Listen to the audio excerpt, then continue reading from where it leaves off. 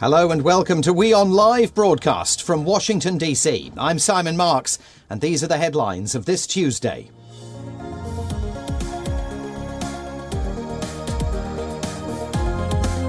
Russian President Vladimir Putin says Moscow will continue to pursue its sovereign course on the world stage as the UN General Assembly gets underway in New York.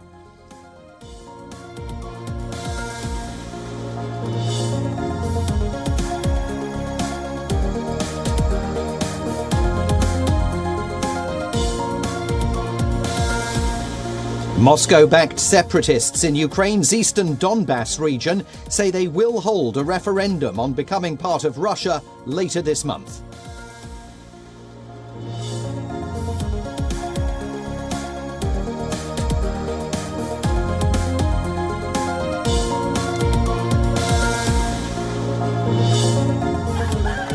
The United Nations and human rights groups express concern over a crackdown underway in Iran following the death in custody of a young woman arrested by the country's morality police.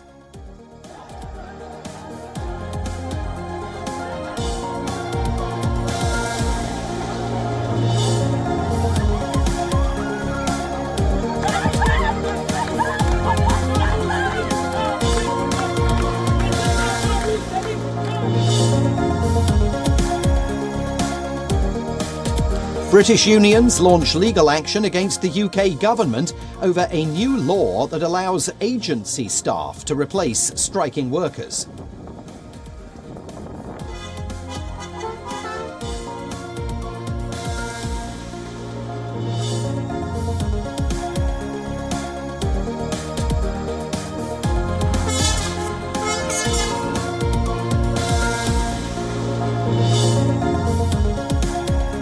And Facebook's parent company Meta suffers a setback in its challenge against German antitrust rules as a top advisor to the EU Court of Justice backs the regulator.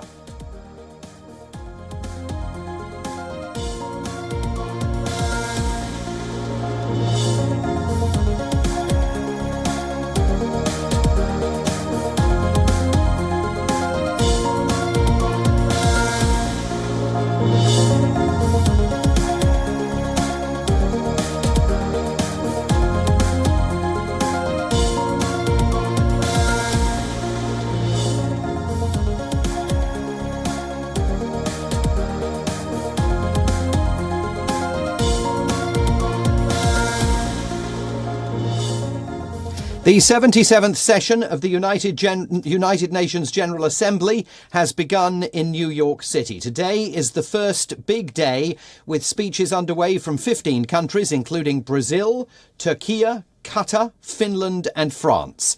Two issues are expected to dominate this year's General Assembly. First, the climate change crisis. Secondly, the war in Ukraine. The UN says this year's theme acknowledges the shared roots of crises, including COVID-19, climate change and conflict. The body is also urging countries around the world to embrace global sustainability and resilience. At one stage,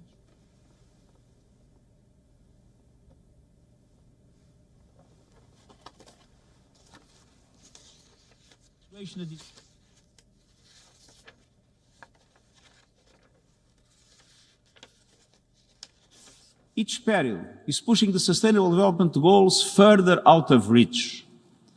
And in the face of such perils, it is tempting to put our long-term development priorities to one side, to leave them for a sunny day. But development cannot wait. The education of our children cannot wait. Dignified jobs cannot wait. Full equality for women and girls cannot wait. Comprehensive health care, meaningful climate action, biodiversity protection, these cannot be left for tomorrow. Across all of these areas, young people and future generations are demanding action. We cannot let them down. Last year's UN General Assembly came in the teeth of the Taliban's takeover of Afghanistan. This year, officials hoped to place a renewed focus on climate change, but then came the Russian war on Ukraine. And in recent days, of course, fresh concerns about the situation at the Zaporizhia nuclear power plant in the country.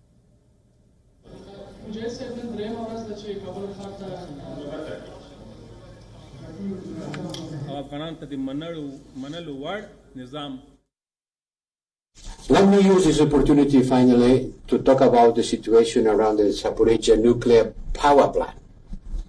Russia must cease the occupation immediately. We support the establishment of a nuclear safety and security protection zone, as Dr. Grossi proposed in his report following the visit. Several heads of state will not be attending this year's gathering in person, including those from India, China, Russia and Ethiopia. One person who is there is WION's correspondent in New York, Susan Teherani, and she joins me now live. Susan, let's start with climate change. Lots to discuss because, of course, COP27 is coming up in Egypt in November. And the Secretary-General, Antonio Guterres, is poised, if he hasn't already, to make some pretty wide-ranging comments on climate change when he speaks today.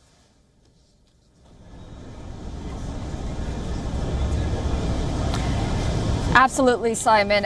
Really, UNGA 77 does come at a time when the world is facing not only climate challenges, but economic challenges as well. And a lot of these challenges are intertwined and exacerbated by the war in Ukraine. And you mentioned COP as well, but also here in New York, there's a lot of sideline meetings taking place regarding climate. But what's important to note is while these meetings are taking place, on the one hand, you have, emitters like China really continuing with business as usual. And I think what was interesting in Guterres' speech a little earlier was he really went after these fossil fuel companies and said that it's time for action. And sort of offered a little policy nugget. And apparently this is what he's going to be focusing on for the remainder of this high-level week. He said, I'm calling on all developed economies, to tax the windfall profits of fossil fuel companies. So, we'll see how that moves forward, but expect a lot of that coming from him. This is something that is going to face a lot of pushback. Notably from those who say that fossil fuel companies have been trying to work together with a lot of, green energy, the green energy sector hand in hand, and why demonize them? But, those are going to be the conversations around climate during this high-level week. So let's talk about Ukraine. Vladimir Putin is not attending the General Assembly in person. Neither is Chinese President Xi Jinping. Does that provide President Joe Biden an opportunity to try and shore up the countries that are backing his very strong positions on Ukraine and his blandishment of ever increasing amounts of military assistance on the Ukrainians?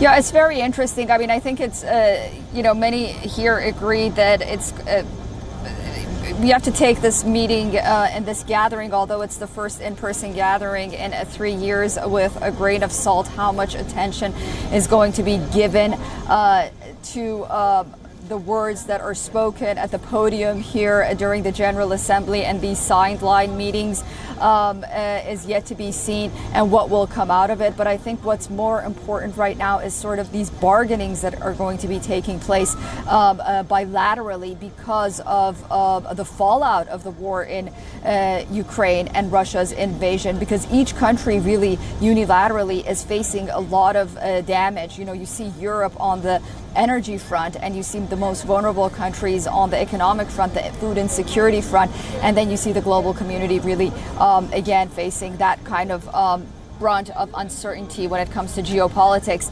So whether or not President Biden can shore up his support, he has his support regarding from his allies regarding the, quote, international world order, which has angered China and Russia. And I think that that alliance and those alliances will stay in place. So, we'll have to wait and see. And Susan, one question. We had the South African President, Cyril Ramaphosa, here in Washington, D.C. late last week, arguing strenuously in favour of reform of the Security Council and saying it is impossible to continue maintaining that a Security Council with 5 members, each of them with a veto, crafted as a result of the post-Second World War political environment, is any longer defensible in 2022. Is there any evidence of any movement whatsoever on Security Council reform in a meaningful way? Yeah, it's interesting you bring that up, because that's really one of the pillars that many are questioning. Why do world leaders really gather here at this high-level meeting of the UAGA year after year? And New Yorkers will argue, why do they cause so much trouble and traffic? But on the wider scale, why gather like this on such a big scale when a sole body like the Security Council year-round can't even achieve its objectives? So that is a topic of discussion. The topic of reform actually will be on the table. Whether or not it'll get anywhere is yet to be seen. But yes, it's not only the South African leader, but there are many others who are frustrated, not only at the Security Council, but generally at the framework of the UN, where it can only offer suggestions and then really stop at that. And then it'll be really up to the rest of the, it'll be up to the parties of conflicts and whatnot to make determinations on policy. The point that Cyril Ramaphosa of South Africa will not be at the General Assembly. He had to fly home to South Africa from the Queen's funeral in London to deal with power outage crises that are roiling his nation. Susan Tehrani, she will have her eyes firmly on the UN General Assembly from her vantage point at UN headquarters throughout the week, and I'm sure we'll be talking again soon. Thanks very much indeed for that. Now, here in Washington, D.C., everything is gearing up for the crucial midterm elections that are now less than 50 days away, and immigration has once again taken centre stage in the United States. A sheriff in Texas has now opened a criminal investigation into undocumented migrants who were flown to upscale Martha's Vineyard in Massachusetts last week from the Texan city of San Antonio. Seemingly, the flights occurred at the instigation of Florida's Republican Governor Ron DeSantis. Javier Salazar, the sheriff of Bexar County in South Texas, says the migrants were deliberately lured from San Antonio in an operation allegedly orchestrated by Republican political operatives. Here we have 48 people that are already on hard times, right? They are here legally in our country at that point. They have every right to be where they are. And I believe that they were preyed upon. Somebody came from out of state, preyed upon these people, lured them with promises of a better life, which is what they were absolutely looking for, with the knowledge that they were going to cling to whatever hope they could be offered for a better life, to just be exploited and hoodwinked into making this trip to Florida and then onward to Martha's Vineyard for what I believe to be nothing more than political posturing to make a point. The sheriff says he believes there may have been criminal activity behind the flights, with speculation that Governor DeSantis could be investigated for human trafficking. His office is denying the allegations made by law enforcement in Texas, describing the migrants as homeless and insisting that Florida gave them an opportunity to seek greater resources for themselves. Reports last week showed Florida's governor, who is a frontrunner in the possible race for the Republican Party's presidential nomination in 2024, paid an aviation company over $600,000 to transport the migrants.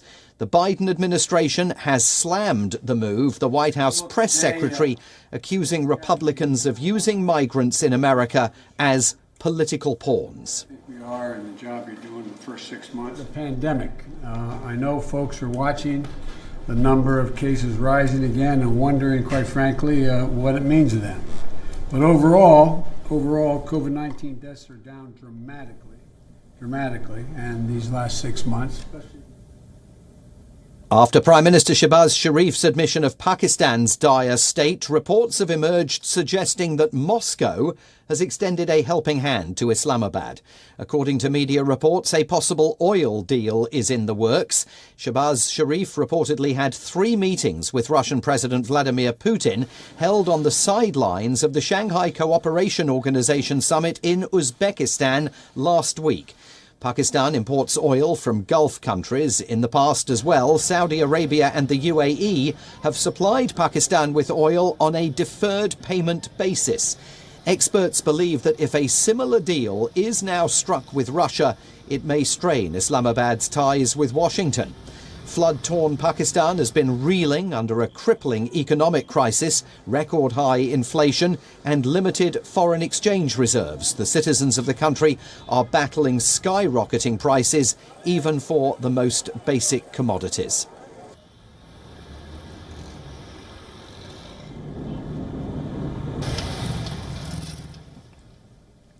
The US is offering to broker a truce between Armenia and Azerbaijan. Clashes last week ended up killing 286 people in total on both sides. Secretary of State Antony Blinken hosted a meeting of the Armenian and Azeri foreign ministers on the sidelines of the UN General Assembly in New York. Washington urged diplomatic engagement to resolve the conflict. Both Prime Minister Pashinyan and President Aliyev, both leaders told me that they are ready for peace. Strong, sustained diplomatic engagement is the best path for everyone. There is no military solution to the differences between Armenia and Azerbaijan, but there is, I think, a path to a durable peace that resolves the differences through diplomacy. The United States is prepared to do whatever it can to support these efforts, and I'm grateful to both of my colleagues for being here today to pursue this conversation. A ceasefire came into effect on 6 days ago, but the flare-up over the disputed territory of Nagorno-Karabakh was the worst since a war in 2020 between the two countries. Meanwhile, the Turkish government is accusing Nancy Pelosi, the Speaker of the House of Representatives, of bias after she made a lightning visit to Armenia over the weekend.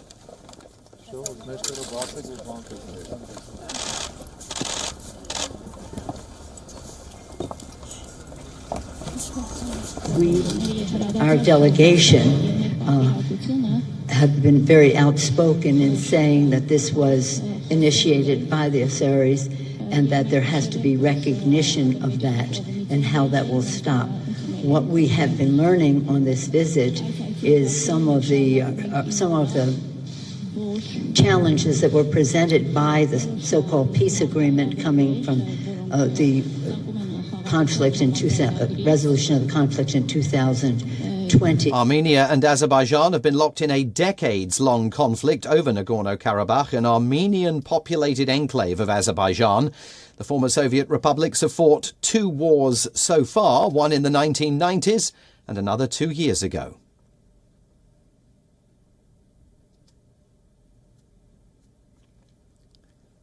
Lebanon's economic crisis has sparked a wave of fresh protests in the capital Beirut. Banks across Lebanon have been ordered to close for 3 days. The move is aimed at preventing break-ins and hold-ups by angry depositors.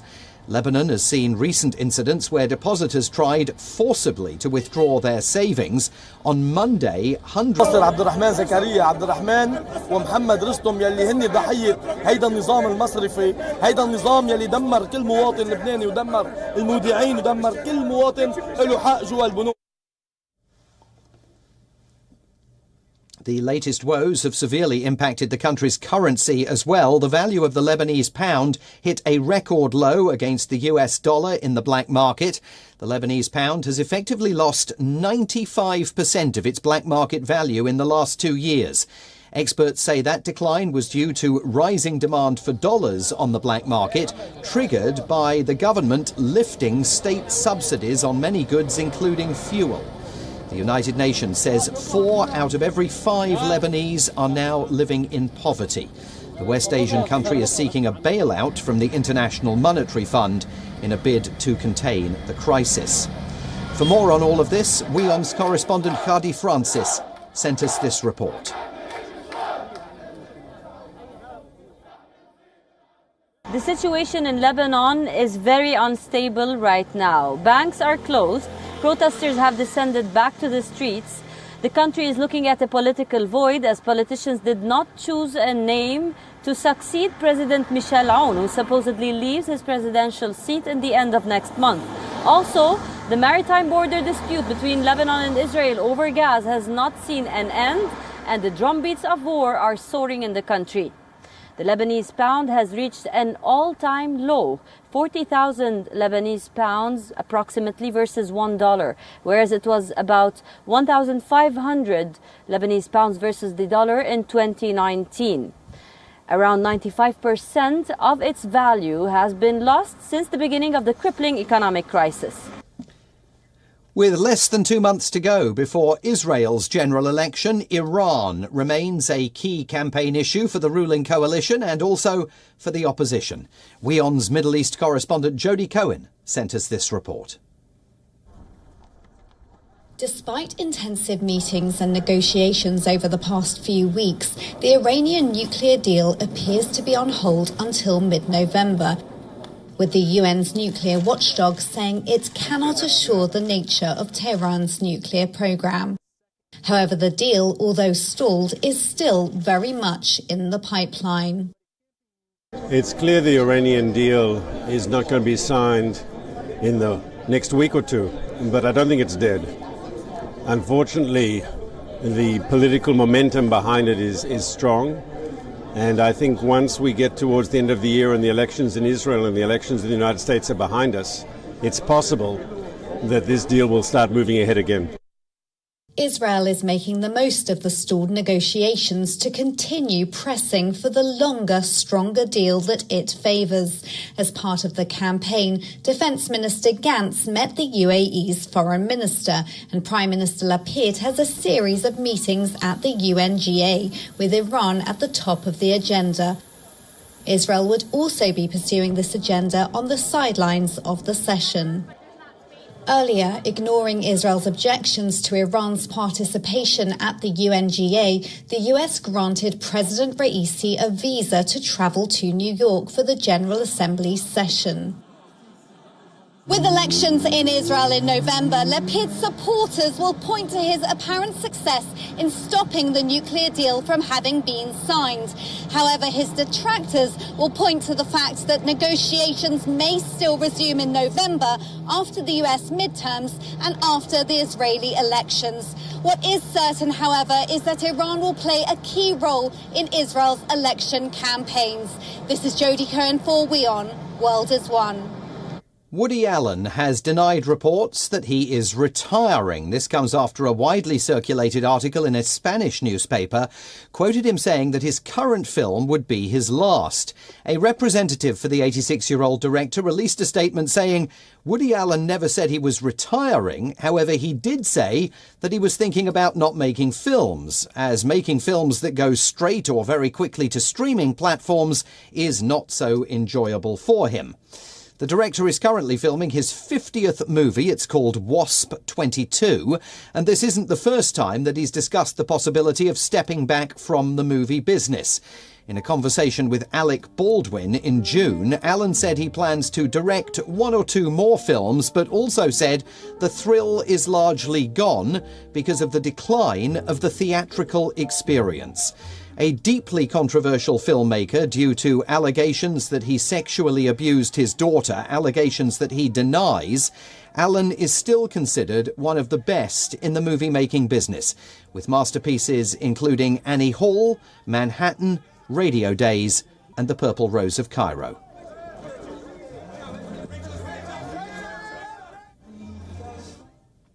Now, the normally sedate sport of chess continues to be rocked by allegations of a major cheating scandal. At the centre of it, an American teenager.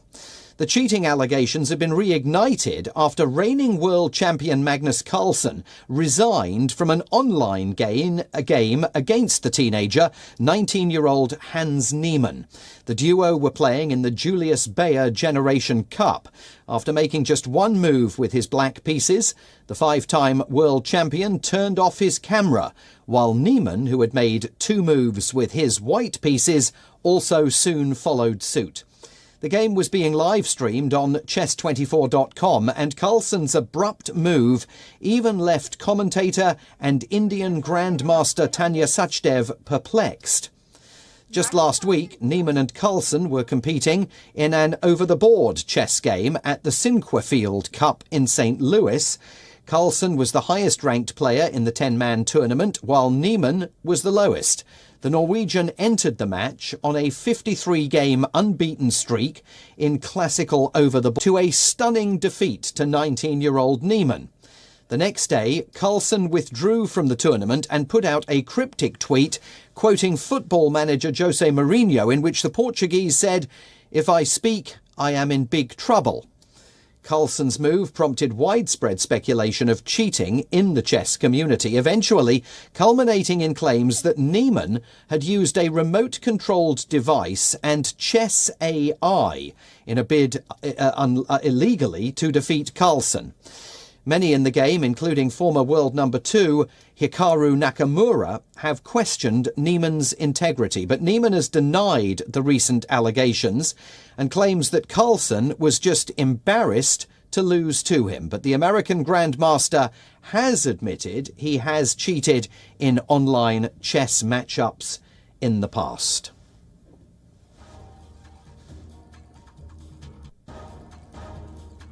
And that's all we have for you today on this edition of WION Live Broadcast from Washington, D.C. I'm Simon Marks. We will put the chess pieces out again at the same time, same place tomorrow. Until then, stay tuned for all of your news updates to WION. World is One.